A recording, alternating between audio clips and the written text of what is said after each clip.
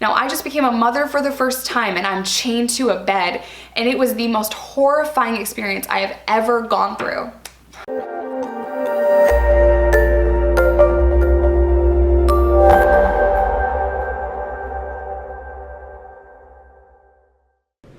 Good morning, my lovelies, my beauties, my friends. My name is Christina and welcome to my channel. If you're new here, thank you so much for clicking on this video. I really hope that you will subscribe, stick around, take a chance on hearing some things that I have to say. And if you are a returning subscriber,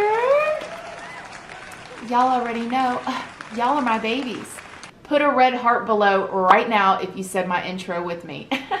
So good morning, good morning, good morning. I'm so excited about this video for y'all today. Y'all are about to get the true tea, the real details about what it's like whenever you're pregnant in prison and you have to have your baby while you're in prison. I reached out to who is now my very good friend, Jessica Kent, and asked her if she would be willing to come onto my channel and tell her story. Because I know y'all have a lot of questions about this, and I can tell y'all about the women in prison from my perspective, but I thought y'all would want to know the details about being handcuffed and shackled with a belly chain around your stomach while you're pregnant, or about being handcuffed and shackled to the bed while you're laying in the hospital having a baby. Yeah, all those things really go on. And she's also going to tell y'all what it's like to have your child and then basically have that child ripped out of your arms and then you have to go right back into prison. So I really hope that y'all enjoy this video. Make sure to show her some love in the comment section down below, and let me know if y'all like me having guest appearances on here, because y'all know this is our channel. We doing what y'all want and what I want, and I love y'all and thank y'all so much for being here. So let's just get into the video. What's up, you guys? My name is Jessica Kent, and man, do I have a story for you today. But before we get into it, I just have to thank Christina. Girl, thank you so much for giving me this voice and allowing me on your channel, giving me this platform. I could not think of a better person to share the story with. And over the last few weeks, you have just been so inspirational and like a mentor to me. You inspire me so much, and you just give me the courage to go for it. So I want everyone to know how amazing you are. I mean, they already know, but you really are so amazing. This story is very hard for me to share. It's emotional. I know I'm gonna cry, but it's a part of my story and it's a part of who I am. And if this didn't happen, then none of my life would have been possible. I probably wouldn't even be alive right now. So before we get into it, please go into this video with an open heart and an open mind, and just know that we all make mistakes. So no judgment, right? All right, so let's just jump right into it. In 2011, I got arrested for possession of delivery of and a gun charge, and they take me into jail. I start detoxing off of drugs. So once I went to the jail, they don't give you medication for detoxing. They don't help you get off of the just in the jails that I have been to. They basically want you to just be quiet and do your time quietly, right? So I was detoxing, but a few weeks went by and something just did not feel right. So here's kind of where things changed, right? I don't remember putting in a kite to medical. I don't remember telling anyone I felt off. The only memory I have, and it's probably because of trauma, was just sitting in the nurse's station. I was a really bad addict, like I said, and I had track marks all up and down my arms. So I was just very used to sitting like this, hiding my track marks. And I'm sitting in this nurse's station. There's a line of girls in the hallway waiting to be seen. This nurse comes up to me, very cold, very distant, and she says, "That's what's wrong, you're pregnant." And I just dropped my arms, and she looked at my arms like crazy, and I'm just holding myself up on this table, and she's like, "You can go now." And I was like, no, I'm not pregnant. That's wrong, your little test is wrong, I'm not pregnant, something else is wrong with me. And she's like, okay, like crazy.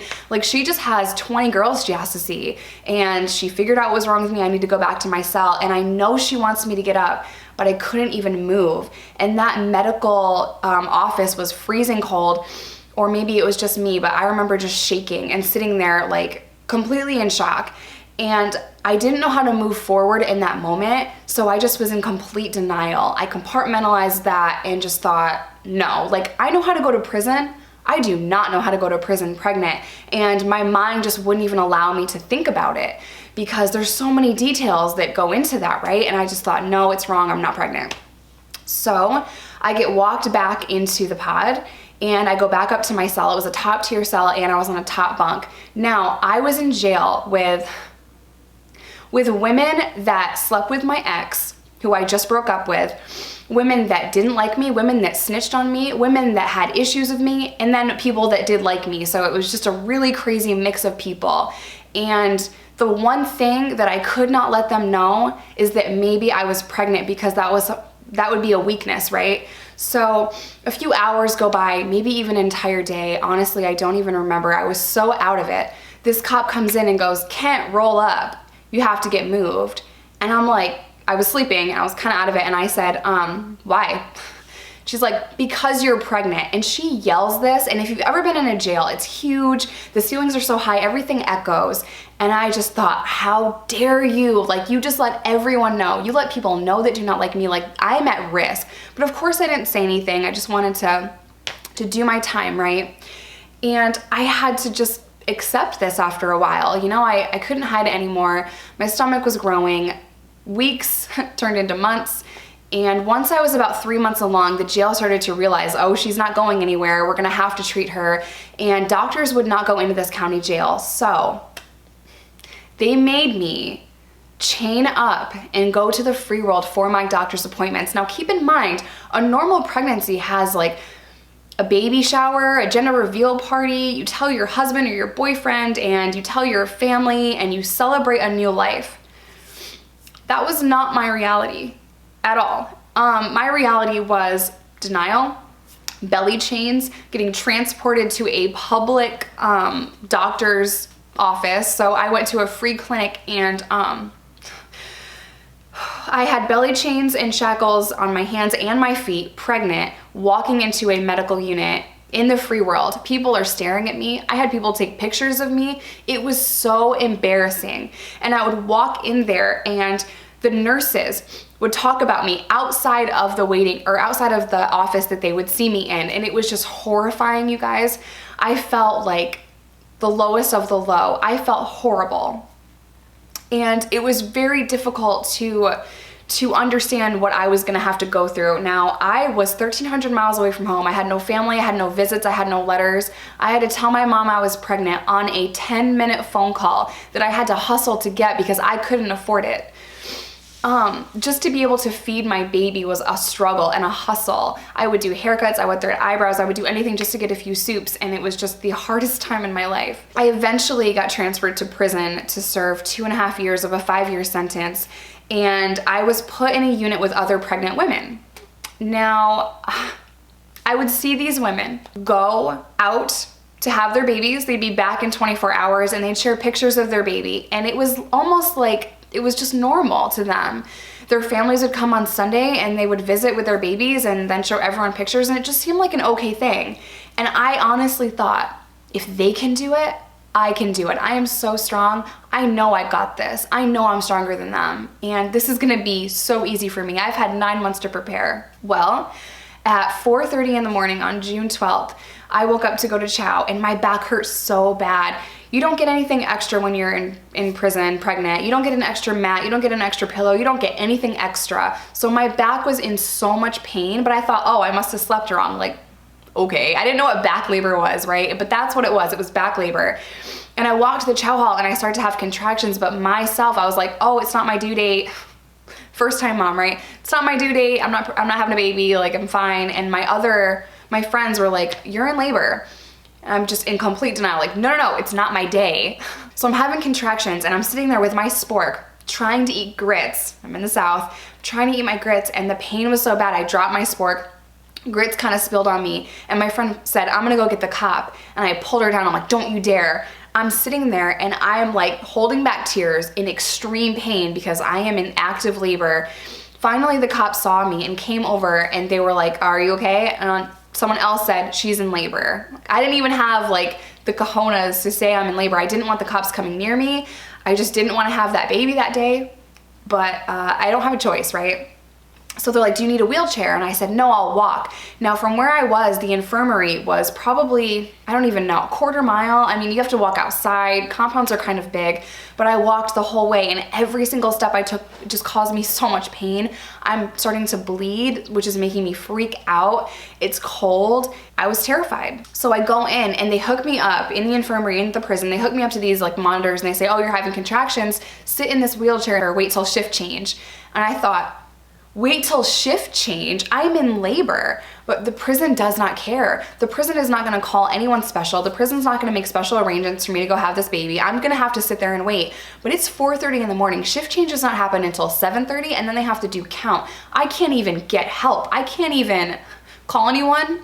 Can't call my mom and tell her I'm in labor. I can't go to the hospital myself. I have to wait until there are 2 officers prepared to take me to the hospital. I'm sitting there, and I sat there for, almost 3 hours, holding onto the chair, having contractions, breathing. The med porters, which is the inmates that work in the infirmary, are walking past me. No one's paying me any attention. The nurses are walking past me. No one asked me if I'm okay.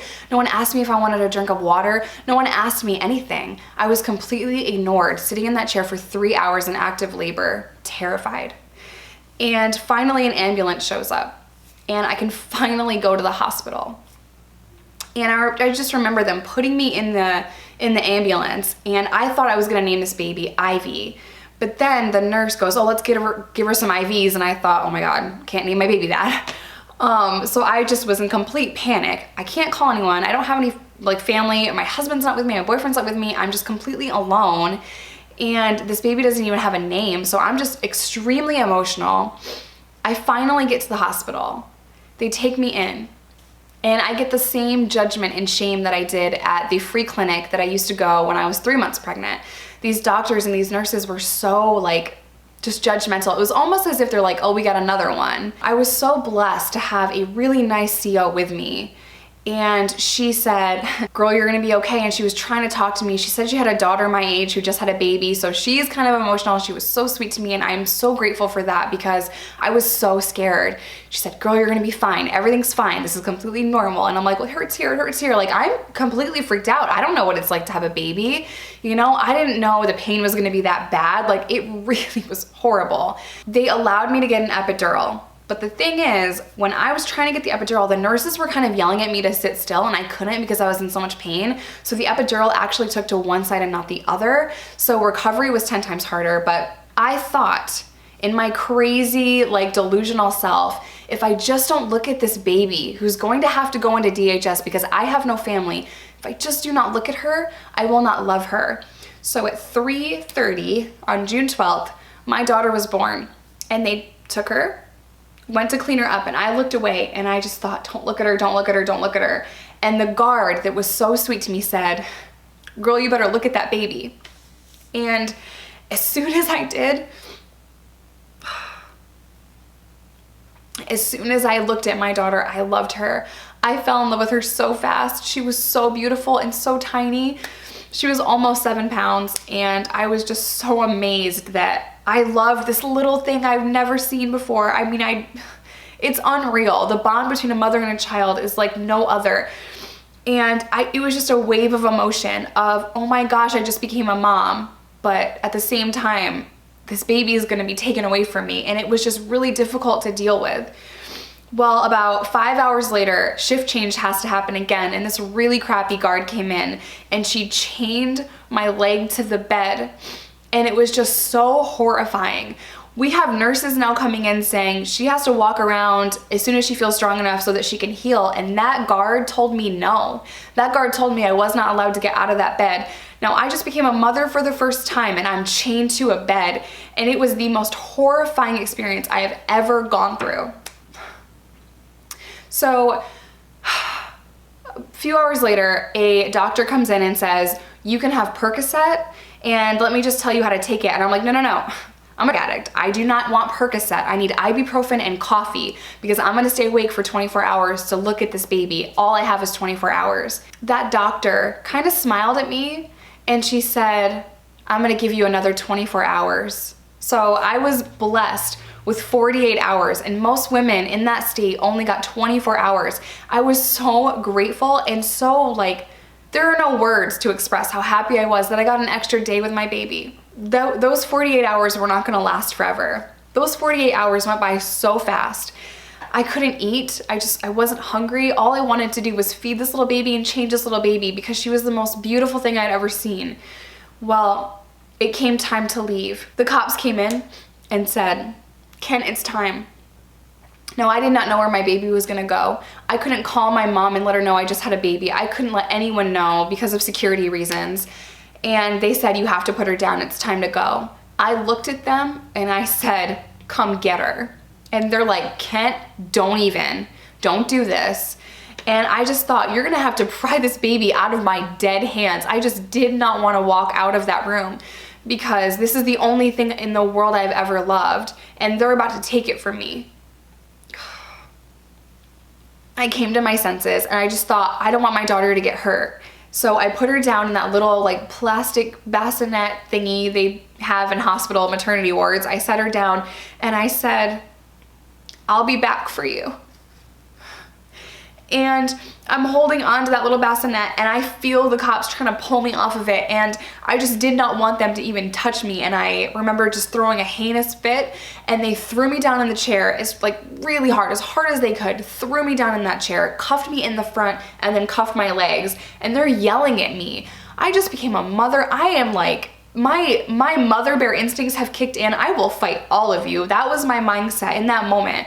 And I was just like screaming but not opening my mouth, like just, ugh, like I was so hurt and so upset and so bitter and so angry, and I can't believe that my life had gotten to this point.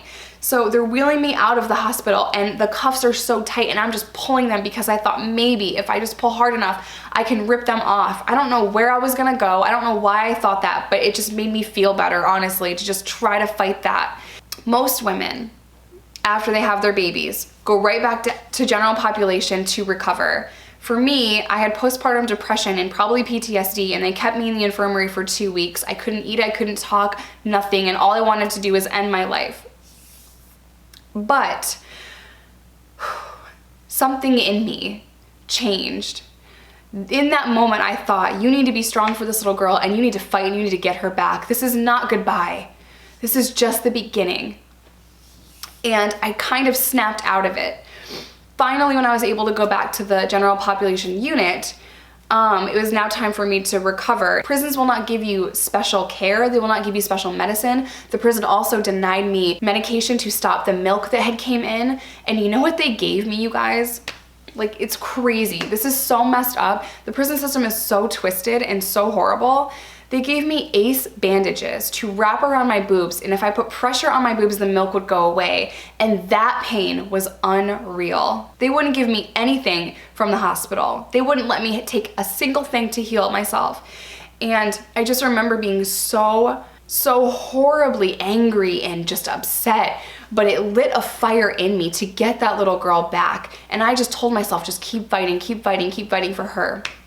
Well, I did not know where she was. I couldn't call anyone and see where she was. No one was writing me to tell me she was okay, she was safe, she was healthy, she was happy. Didn't have a single letter. And mail call would come and go every day. And if you've ever been to jail or prison, mail call can be the best thing in the world, or it can be the worst thing in the world. Like, that's a make or break you moment in prison.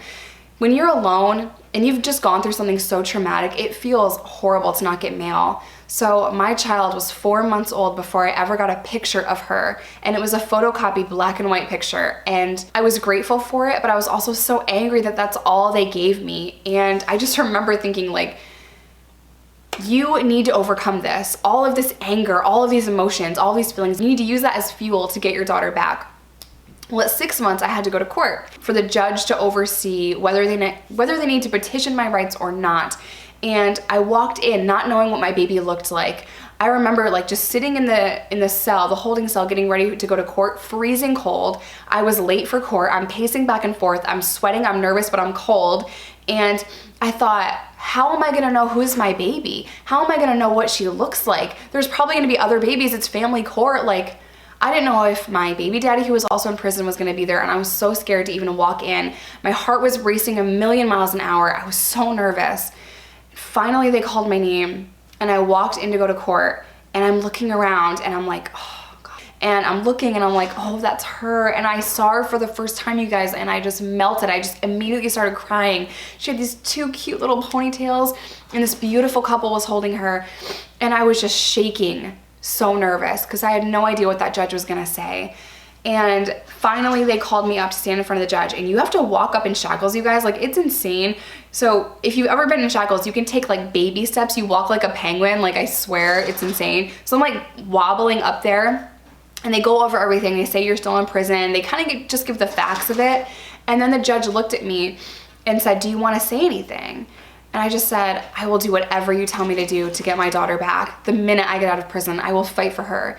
And she kind of like half smiled and gave me 15 minutes with my daughter in the back chambers. And I thought, thank you, like 15 minutes, thank you. And then as soon as I said thank you, I'm like, that's all I get is 15 minutes. Like, I was grateful for those 15 minutes, but I was also so angry because I just wanted more time. I wanted to bond with my child. Now 6 months had gone by. She's huge and she's beautiful, and I know nothing about her. It was just a really difficult time. The foster parents were so good, and for the first time I felt kind of relieved. I knew that she was in a good home, a loving home. The dad was a police officer, which is kind of ironic because he's like standing in the corner like sizing me up, like, is this chick about that life? And I'm like, oh my God, he's a cop. Like it was just that weird, like tense, like inmate cop kind of situation, kind of vibe. But the mom, the foster mom, was so sweet, and she told me every single thing about my daughter, every question I asked, and I looked at her and I said the same thing. Thank you for taking care of my baby, but I'm gonna fight for her, I'm gonna get her back. And when I got out of prison, I had to go to a halfway house, and it was so difficult. I had to fight a DHS case. I had to work 2 jobs. I mean, I was really struggling. And to work a DHS case, they demand so much of you. And as a felon, it was really hard. It's hard to find a job. It's hard to find an apartment, hard to get money for a car. And you have to have all this stuff to have a baby. It took me another year to get my daughter back. But I now have full custody of that little girl. And it just goes to show you, no mistake is too great to not recover and bounce back. If I can overcome addiction and prison and a halfway house and a DHS case and be living a sober and happy life, it is possible for anyone. And before I end this video, I just want you guys to know that story, my story, is not true for so many women. So many women lose their children. And so many women miscarry in prison because they're getting horrible care. Prison, like, you don't get free health care. You get ibuprofen and water, and the water's probably dirty. I mean, it's not what you guys think. If you've never been there, then you truly don't understand that struggle. But I survived it. And against all odds, I am sitting here healthy, sober, and a mother. And I want you all to know that that life is possible if you just fight hard enough. I love you guys. Thank you so much for listening to my story. Bye. That was a serious one, right? Like, I have heard this story 3 times now, and let me tell you why. We have tried to film this 3 times to get this on here for y'all, and we've had different problems. Every single time I hear this story, my heart breaks. I get emotional hearing that, especially being a mom. All my moms out there, I know y'all have got to be going, that's awful. And yes, people make bad choices. I won't even call them mistakes, okay? Mistakes are accidents. People make bad choices, but going through that kind of thing will affect you for life. So I'm gonna leave Jessica's channel linked in the description box below. I'm sure she would love it if y'all went over there, subscribed to her channel, and showed her some love. I absolutely adore her. She also talks a lot about addiction over there, and I know a lot of y'all have gone through that, or you have a family member, a son, a mom, a dad, or maybe you are struggling still with addiction. She's got a lot of useful information over there, and she also does lives a lot over there too, so you can interact with her. And yeah, so I hope that you like this video. Please don't forget to like it. It's a free way that you can help your girl out. And until next time, I love you guys so much. And I'll see you in the next video. Bye.